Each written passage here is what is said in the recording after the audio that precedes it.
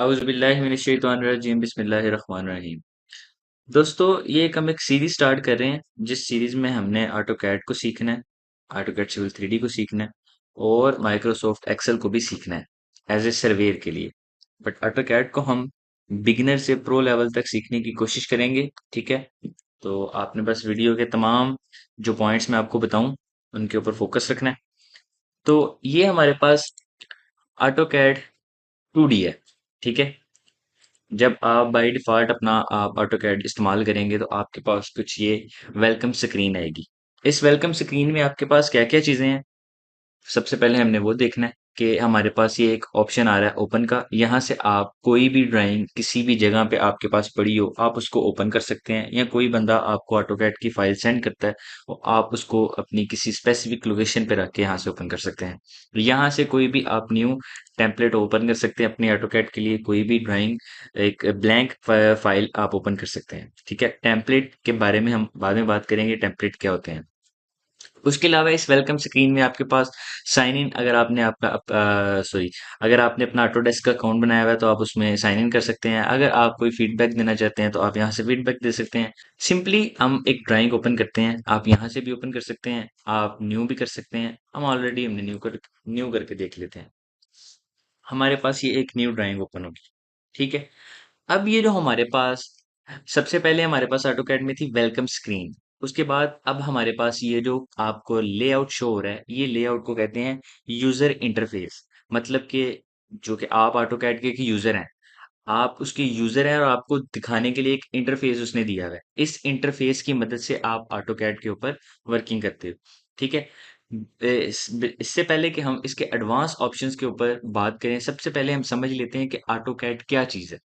AutoCAD एक ऐसा software है जिसके अंदर हम ड्राफ्टिंग और ड्राइंग्स क्रिएट कर सकते हैं, ड्राइंग्स की ड्राफ्टिंग कर सकते हैं। अब ये ड्राफ्टिंग क्या चीज़ है, इसको कैसे करना है, ये हम वक्त के साथ साथ सीखेंगे। ठीक है, ऑटोकैड की जो फुल फॉर्म है वो है ऑटोमेटिक कंप्यूटर एडेड डिजाइन, और जो एक इसकी शॉर्ट फॉर्म है कैड, CADD। हम लोग नॉर्मली पढ़ते हैं CAD, बट इसकी जो शॉर्ट कमांड है वो है CAD, CADD, computer aided drafting and design. ठीक है, अब ऑटोकैड की इतनी डिटेल्स के बारे में बात करें तो एक दो डिटेल्स और हैं इसकी, जिसके अंदर ऑटोकैड को 1982 में जॉन वाकर, जो कि इसका फाउंडर था, उसने इसको फाउंड किया था। देन ऑटोकैड का जो फादर है, जिसकी जिसकी बहुत ग्रिप थी ऑटोकैड के ऊपर, जो फादर था जिसको फादर कहते हैं ऑटोकैड का, वो है माइक रिडल। ये कुछ बेसिक्स इंटरव्यूज हैं, इंटरव्यू क्वेश्चंस हैं, आप समझ लें इसको, बेसिक इन्फॉर्मेशन समझ लें जो आपको मतलब पता होनी चाहिए।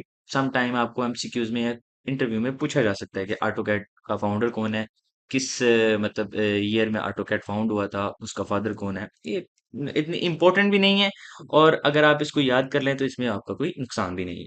ठीक है, अब हमने सबसे पहले देखना है कि हमारे पास ऑटोकैड में ये क्या चीज़ है। ठीक है, हम स्टार्ट करते हैं यहाँ से। ये आपके पास एक एप्लीकेशन मेन्यू है। ठीक है, इस एप्लीकेशन मेन्यू में भी वही चीज़ें हैं आपके पास। यहाँ आप कोई न्यू ड्राइंग ओपन कर सकते हैं या कोई न्यू शीट ओपन कर सकते हैं। ओपन, आपके पास कोई ड्राइंग पड़ी हुई है, आप वहां से ओपन कर सकते हैं। कोई डीजीएन ड्राइंग इंपोर्ट कर सकते हैं या सैंपल फाइल ओपन कर सकते हैं। ये डीजीएन क्या है, इसके बारे में भी हम बात करेंगे। अगर आपने सिंपली अपनी ड्राइंग पे वर्किंग कर रहे हैं, आप सिंपली उसको सेव कर सकते हैं। अगर आप अपनी ड्राइंग की लोकेशन चेंज करना चाहते हैं, किसी दूसरी जगह पे किसी दूसरे फॉर्मेट के हिसाब से उसको सेव करना चाहते हैं, तो आपके पास ये सेव एज का ऑप्शन है, जिसमें आपके पास टेम्पलेट भी कर सकते हैं, ड्राइंग स्टैंडर्ड्स भी कर सकते हैं, टेम्पलेट में भी सेव कर सकते हैं, इसको सिंपली भी ड्राइंग में सेव कर सकते हैं। उसके बाद आपके पास ये ऑप्शन है इम्पोर्ट का। आप अपनी ड्राइंग को के अंदर कुछ चीज़ें इंपोर्ट भी कर सकते हैं, आप पीडीएफ भी इंपोर्ट कर सकते हैं, डीजीएन भी इंपोर्ट कर सकते हैं और अदर फॉर्मेट भी इंपोर्ट कर सकते हैं। जब हम इंपोर्ट करेंगे तब इंशाल्लाह हम इसके ऊपर बात करेंगे। उसके बाद है एक्सपोर्ट। आप अपनी इस फाइल को एक्सपोर्ट कर सकते हैं। डिफरेंट आपके पास ये फॉर्मेट्स हैं। ये फॉर्मेट्स क्या हैं? इन फॉर्मेट्स के ऊपर अभी हम थोड़ी देर तक बात करेंगे। अब जब इन फॉर्मेट्स की डिटेल बात होगी तब आपको इन फॉर्मेट्स की समझ आएगी। ठीक है, ये पब्लिश है, आप अपनी ये जो ड्राइंग है डायरेक्टली ऑनलाइन ईमेल कर सकते हैं या send to directly 3D print कर सकते हैं। ये तमाम ये ऑप्शंस हैं। आप अपनी ड्राइंग को प्रिंट कर सकते हैं। आपने किस तरह से प्रिंट करना है ये उसके तमाम ऑप्शन हैं। 3D प्रिंट करना है, पेज सेटअप करना है, सेटिंग करनी है, प्लॉट करना है, प्रीव्यू करना है, कुछ भी आप अपनी प्रिंट की सेटिंग से कर सकते हैं। उसके बाद सॉरी अगेन उसके बाद आपके पास ये ड्राइंग यूटिलिटीज हैं जिसमें आपके पास ड्राइंग की प्रॉपर्टी है, ड्राइंग के यूनिट्स हैं, ये तमाम चीजें हैं। इनके बारे में भी हम अभी बात करेंगे। आपके पास यहाँ पे क्लोज का ऑप्शन है। अगर मैं इसको क्लिक करता हूँ तो वो आपको पूछ रहा है कि आप क्या ये ड्राइंग क्लोज करना चाहते हैं। मैं कहता हूँ नहीं, बाय मिस्टेक हो गया मुझसे। ठीक है, आप यहाँ से नो कर दें। यहाँ पे आपके पास एक ऑप्शन है escape, जिससे आप अपनी कमांड से बाहर आते हैं। ठीक है, एप्लीकेशन मेन्यू के साथ यहाँ पे हमारे पास कुछ ऑप्शंस हैं। ठीक है, इन ऑप्शंस को हम कहते हैं क्विक एक्सेस टूल बार। ये क्विक एक्सेस टूल बार इसलिए इनको कहते हैं क्योंकि जो चीज हम बहुत क्विकली यूज करते हैं या बार बार यूज करते हैं वो चीज हम इधर अपनी ऐड कर लेते हैं। फॉर एग्जांपल कोई न्यू ड्राइंग ओपन करनी है, बजाय इसके अंदर से जाने के हम डायरेक्टली यहाँ पे क्लिक करते हैं, न्यू ड्राइंग ओपन कर लेते हैं। फाइल कहीं पे पड़ी हुई है उसको ओपन कर लेते हैं। फाइल को सिंपली सेव करना है, आप यहाँ से सेव कर सकते हैं। फाइल को सेव एज करना है, आप इस ऑप्शन पे क्लिक करके कर सकते हैं। अगर आपने ओपन फ्रॉम वेब अगर आपने अपने फोन को कनेक्ट करना है तो आप यहाँ से कर सकते हैं। अगर आपके पास ये ऑप्शन है save to web and mobile, अगर आपने वेब के अंदर सेव करना है तो आप इस ऑप्शन पे इस्तेमाल कर सकते हैं। ये आपके पास प्रिंट का ऑप्शन है, ये आपके पास अनडू रीडू का ऑप्शन है।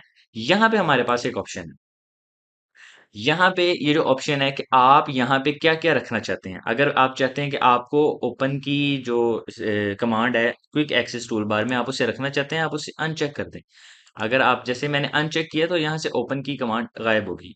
अब यहाँ पे मैं प्लॉट को अनचेक करता हूँ ताकि ये प्लॉट है हमारे पास। ठीक है, इस प्लॉट को मैं जैसे ही यहाँ से अनचेक करता हूँ तो प्लॉट की ऑप्शन मेरे पास हाइड होगी। आपने अपनी रिक्वायरमेंट के मुताबिक यहाँ पर आप कुछ भी ऐड कर सकते हैं। ये इतनी डिटेल्स आपको दी हुई है, लेयर दी, मैच प्रॉपर्टी।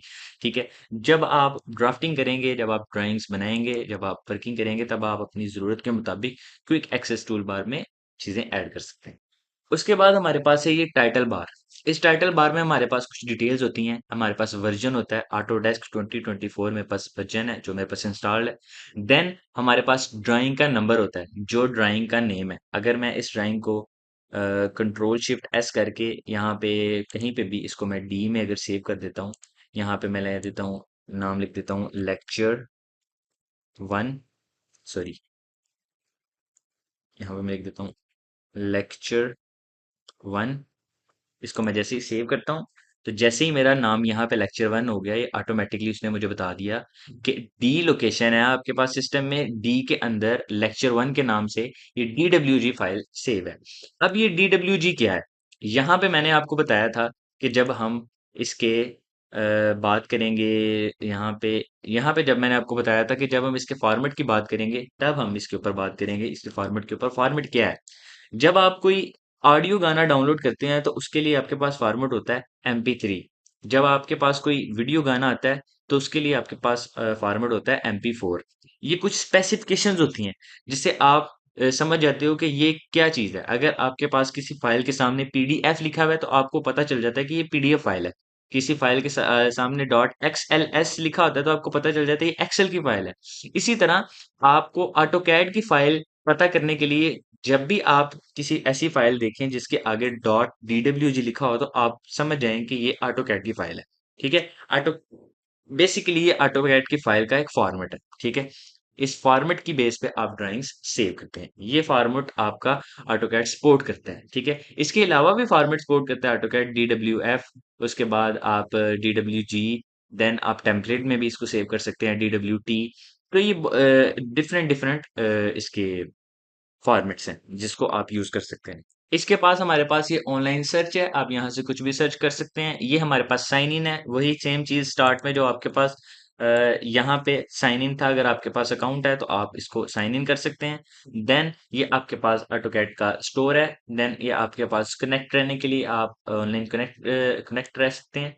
ठीक है, आपके पास यहाँ पे कनेक्शन में ऑटोकैड अकाउंट है, ऑटोकैड ब्लॉग है, यूट्यूब, फेसबुक, किसी आप यहाँ पे कनेक्ट रह सकते हैं ऑटोकैड के ऑफिशियल पेजेस से।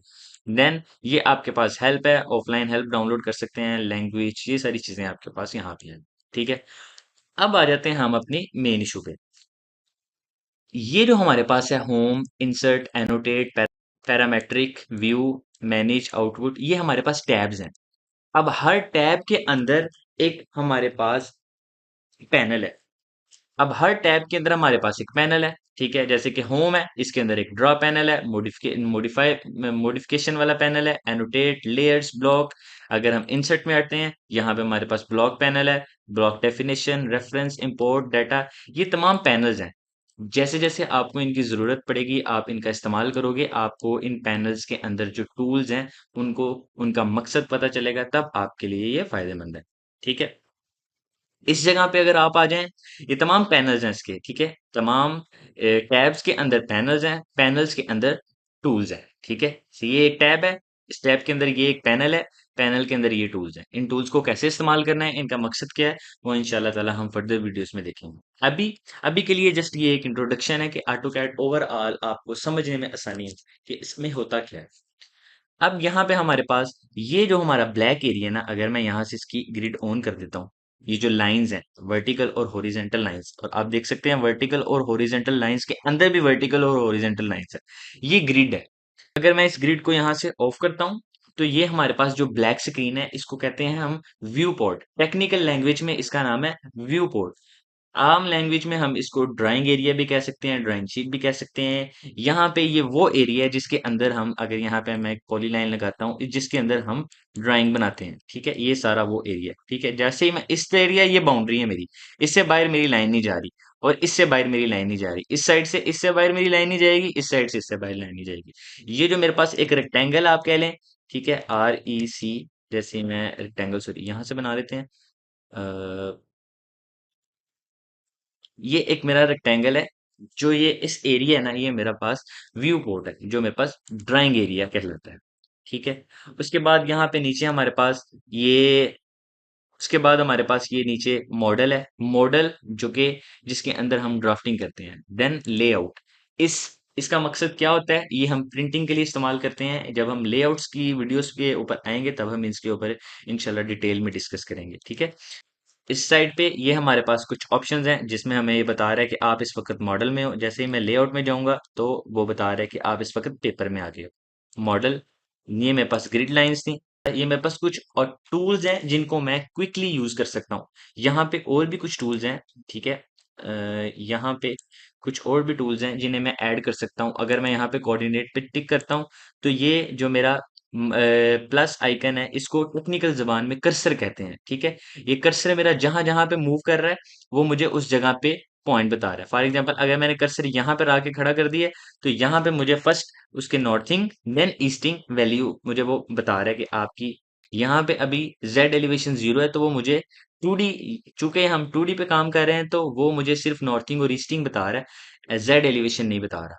ये जो मूव कर रहा है, ये मेरा कर्सर है। मैंने आपको पहले बताया, आप इस कर्सर का साइज चेंज कर सकते हैं। ओपी ऑप्शन में जाके आप यहाँ पे जाएं, डिस्प्ले, यहाँ से आप कर्सर क्रॉसहेयर साइज को अप्लाई करें, ये आपका बड़ा हो गया, ठीक है। ये इस तरह की छोटी छोटी सेटिंग्स हैं, ये हम जरूरत पड़ते पड़ते इनको इस्तेमाल करेंगे, ठीक है। उसके बाद ये एक ऑप्शन है मेरे पास, यहाँ से अगर मैं अपनी ड्राइंग को क्लोज करना चाहूँ, यहाँ से क्रॉस पे क्लिक करूँ, तो मेरी ड्राइंग ऑटोमेटिकली क्लोज हो गई, ठीक है। अगेन मैं यहाँ से अपनी वही ड्राइंग ओपन कर लूंगा, डबल क्लिक करूंगा, तो मेरी वही ड्राइंग सेम स्पेसिफिकेशन के साथ यहाँ पे ओपन होगी, ठीक है।